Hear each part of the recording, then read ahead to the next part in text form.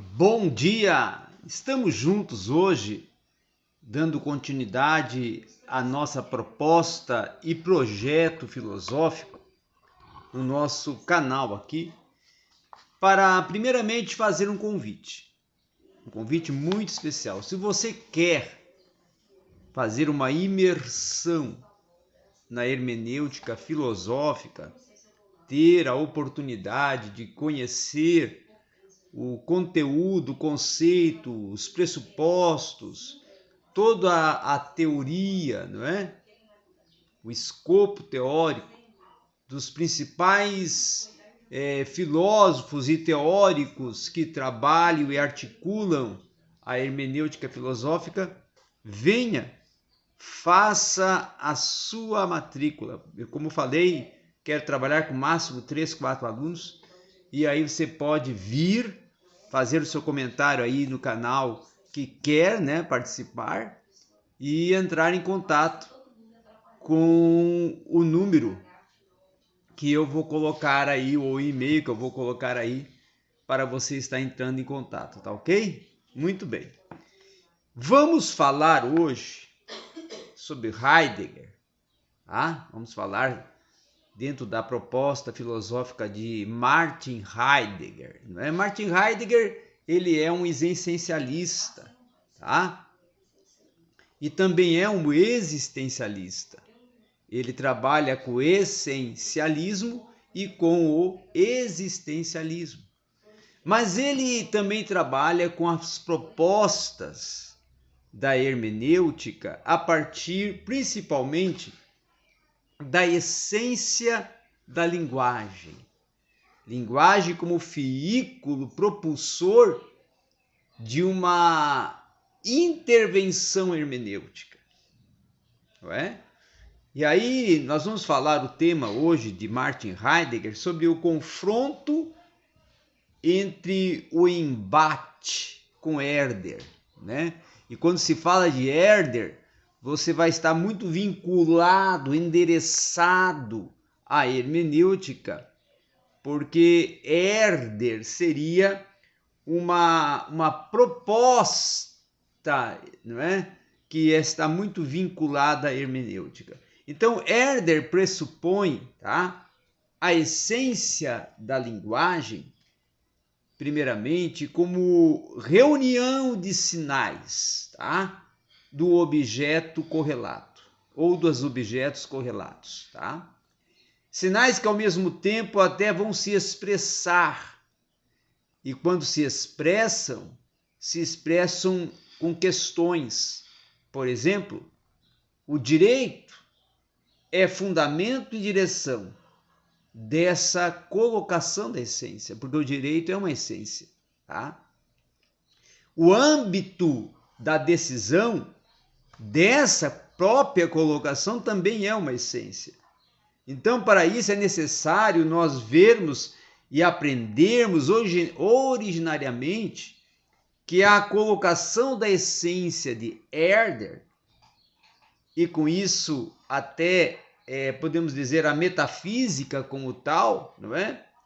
Faz-nos remontar sobre aquilo em que está fundamentada, tá? O que ele, porém, não vem, ou não vai ver até, podemos colocar, como sendo o tal, há muito menos que consiga isto ser um elemento questionador. Então, existem duas coisas que também nós podemos colocar para se questionar, que são promovedoras de um questionamento. A primeira, o projeto essencial do homem, compreensão do ser. Tá? Segunda, o projeto essencial da linguagem, verdade do ser, da zen. Tá? Então, a questão crítica sobre a construção análoga, principalmente da essência do homem, são dentro de vínculos, né, que só o homem não está vinculado, tá? E também com perguntas e questionamentos sobre isso. E aí vai colocar só homem não vinculado, um questionamento. na sequência, pode-se fazer outros dois questionamentos que pode ser com perspectiva mais ampla ou menos ampla. E essa faz parte de um questionamento distinto. E o terceiro questionamento nós podemos colocar com mais claridade. Tá? E aí, dentro dessas propostas, nós podemos ver que, encontrando-se livre, tá? O que é um estado até situacional, a liberdade, não é? Uma ipseidade, não é? Está solto de um aspecto até de um ponto restrito, e até do pequeno sítio, o denominado fleck, né? Que de tal modo se torna essencial, porque de uma outra maneira vai se tornar uma abertura, tá? Para a clareira do ser dentro da existência de uma liberdade e de uma espontâneidade, né? Então, esses pró-essenciais, né? Esses passos também essenciais, vão ser concepções prévias, tá? E o que vai ser uma concepção prévia? Vai ser justamente o círculo da reflexão livre, tá? Aquela reflexividade fria, clara, certo? Cliente e ciente de si mesma, que nós vamos até denominar de anábases, né? Ou anábases, né? Anábases, que na direção do homem, ou no olhar o homem, ela se determina a partir de si própria. Então, portanto, um círculo, uma esfera de articulações, tá? Então, o não se torna um fato da concepção prévia. Por quê? Porque a questão de que tipo, ou seja, originária, ela pode ter uma analogia positiva ou negativa. E com isso, o homem, não a partir do ser animal, não a partir também de uma ação criativa, mas no aspecto metafísico, é algo simplesmente dado a causa do aporte, algo simplesmente do nada. Tá? E aí, a cada vez que o homem não é trazido a seu fundamento essencial, é que surge o abismo do ser, ou seja, a necessidade. Então, vocês veem que o Herder, e dentro da proposta do Martin Heidegger, vai articulando o ser dentro de um aspecto metafísico, não é? Dentro do aspecto do essencialismo e do existencialismo, tá?